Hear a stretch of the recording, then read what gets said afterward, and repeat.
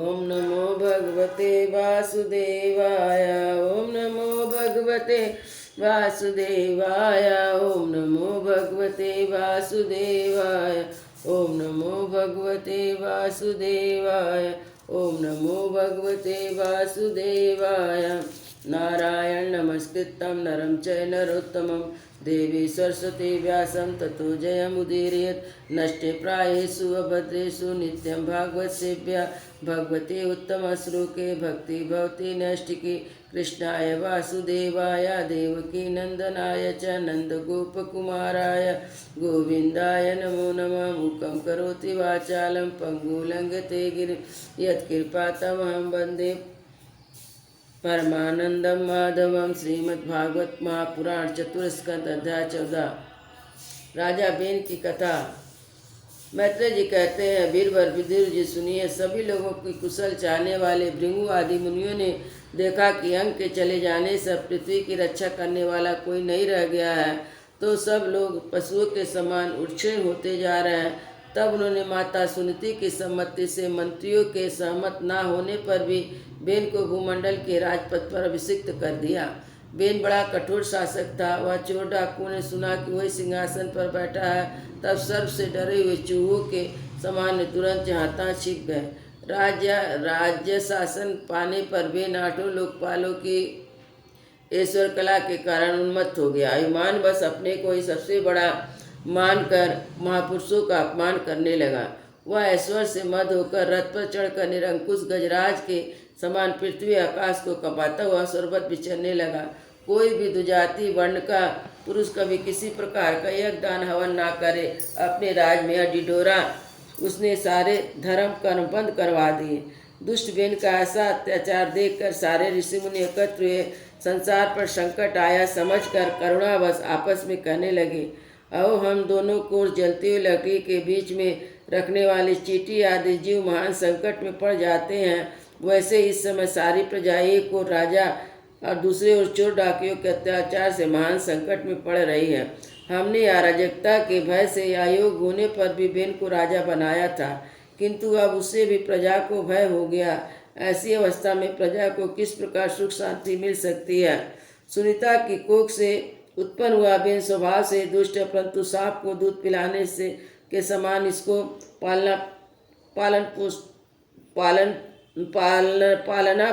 पालने वाले के लिए अनर्थ का कारण हो गया। हमने इसे प्रजा की रक्षा करने के लिए नियुक्त किया था, यह आज उसी को नष्ट करने पर तुला है। इतना सब होने पर भी हमें इसे समझाना अवश्य चाहिए। ऐसा करने के लिए कि यह पाप हमें स्पर्श नहीं करेंगे। हमने जानबूझकर दुराचारी बेन को राजा बनाया था, किंतु यदि समझाने पर भी हमारी बात नहीं मानेगा तो लोग के धिक्कार से दत्त हुए दुष्ट को हम अपने तेज से भस्म कर देंगे। ऐसा विचार करके मुनि लोग बेन के पास गए। अपने क्रोध को छिपाकर उसे प्रेम प्रिय वचनों से समझाते हुए बोले। मुनियों ने कहा, राजन, हम आपसे जो बात कह रहे हैं उस पर ध्यान दीजिए। इससे आपकी आयु श्री बल कीर्ति बढ़ेगी। अतः यदि मनुष्य मन वाणी शरीर और बुद्धि से धर्म का आचरण करे तो उसे स्वर्ग आदि शोक रहित लोगों की प्राप्ति होती है। यदि उसका निष्काम भाव, तब वही धर्म अत्यंत मोक्ष पद तक पहुँचा देता है। इसलिए वीरवर, प्रजा का कल्याण रूप यह धर्म आपके कारण नष्ट नहीं होना चाहिए। धर्म के नष्ट होने से राजा भी ईश्वर से अच्युत हो जाता है। जो राजा दुष्ट मंत्री और चोर आदि से अपनी प्रजा की रक्षा करते हुए न्यायकुल कर दे लेता है, वह इस लोक में परलोक दोनों जगह सुख पाता है।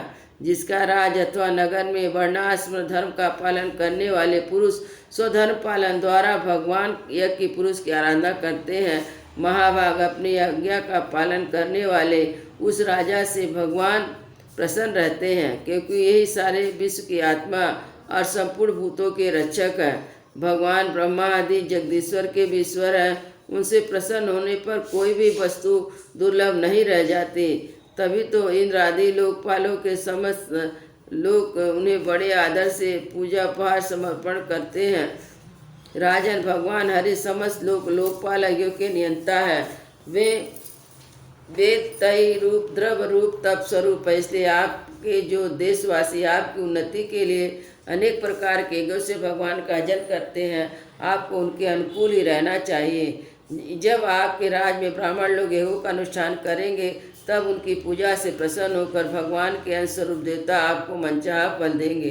अतः वीरवर, आपको यज्ञ आदि धर्मानुष्ठान बंद करके देवताओं का तिरस्कार नहीं करना चाहिए।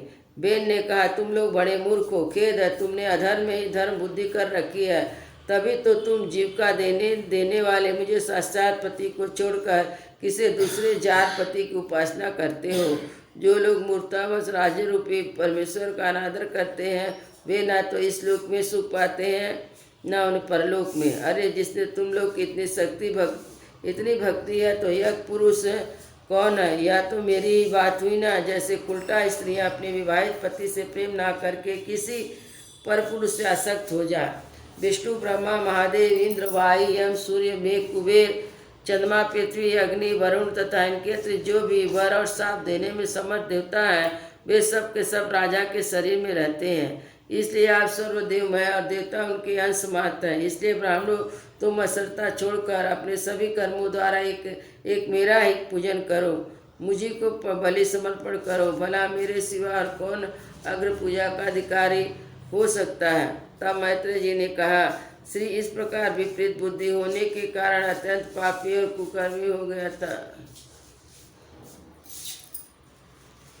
मैत्रेय, इस विपरीत बुद्धि होने के कारण अत्यंत पापी और कुमारगामी हो गया था। उसका पुण्य क्षीण हो चुका था। इसलिए मुनियों के बहुत विनय पूर्वक प्रार्थना करने पर भी उसने उसकी बात पर ध्यान न दिया। कल्याण रूप विदुर जी, अपने को बड़ा बुद्धिमान समझने वाला बेन ने जब मुनियों को इस प्रकार अपमान किया तब अपनी मांग को व्यर्थ देखते हुए उन पर अत्यंत कुपित हो गए। मार डालो, इस स्वभाव से दुष्ट पापी को मार डालो। यदि यह जीता रह गया तो कुछ दिनों में संसार को अवश्य भस्म कर डालेगा। यह दुराचार किसी प्रकार राज सिंहासन के योग नहीं है, क्योंकि यह निर्लज साक्षात यज्ञपति भगवान विष्णु की निंदा करता है। जिनकी कृपा से इसे ईश्वर मिला उन श्री हरि की निंदा बेग को छोड़कर और कौन कर सकता है? इस प्रकार अपने छिपे हुए क्रोध को प्रकट कर उन्हें मारने का निश्चय कर लिया। और वहाँ तो भगवान की निंदा करने के कारण पहले ही मर चुका था, इसलिए केवल ओंकार से उन्होंने उसका काम तमाम कर दिया। जब मुनिगण अपने अपने आश्रम को चले गए तब इधर बेन की शोकाकुल माता सुनीति मंत्र आदि के बल से अनुक्तियों से अपने पुत्र के शव की रक्षा करने लगी। एक दिन मुनिगण सरस्वती के पवित्र जल में स्नान कर अग्निहोत्र निमित्त हो नदी के तीर पर बैठे चर्चा कर रहे थे।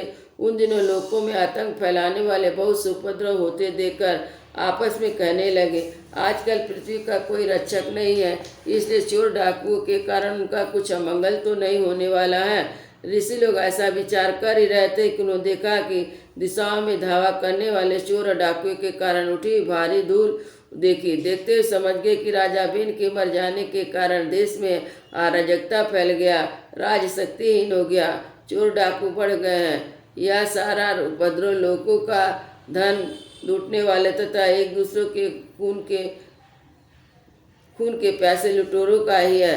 अपने तेज से अथवा तपोबल से लोगों को ऐसी कुप्रवृत्ति में रोकने में समर्थ होने पर भी ऐसा करने में हिंसा आदि दोष देकर उन्होंने इसका कोई निवारण नहीं किया। फिर सोचा कि ब्राह्मण यदि समदर्शी है, शांत स्वभाव भी है, तो भी दिनों की उपेक्षा करने से उनका तप उसी प्रकार नष्ट हो जाता जैसे फूटे हुए घड़े में जल बह जाता है। फिर राजर्षि अंग का वंश भी नष्ट नहीं होना चाहिए, क्योंकि इसमें अनेक अमुक शक्ति भगवत प्राण राजा हो चुके हैं। ऐसा निश्चय कर उन्होंने मित्र राजा की जांघ को बड़े जोर से मथा। उसमें से एक बौना पुरुष उत्पन्न हुआ।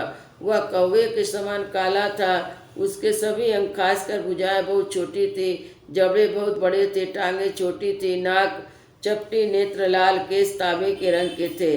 वह बड़ी दीनता नम्र भाव से पूछा, मैं क्या करूं? तब ऋषियों ने कहा कि बैठ जा। इसी से वह निषाद कहलाया। उसने जन्म लेते ही राजा बेन के भयंकर पापों को अपने ऊपर ले लिया, इसलिए उसके वंशधर नैषाद भी हिंसा लूट आदि पाप कर्म में रहते हैं। अतः गांव और नगर में न टिककर वन और पर्वतों में निवास करते हैं। वृंदावन बिहारी लाल की जय। जय श्री राम लला की जय। गुरु महाराज की जय।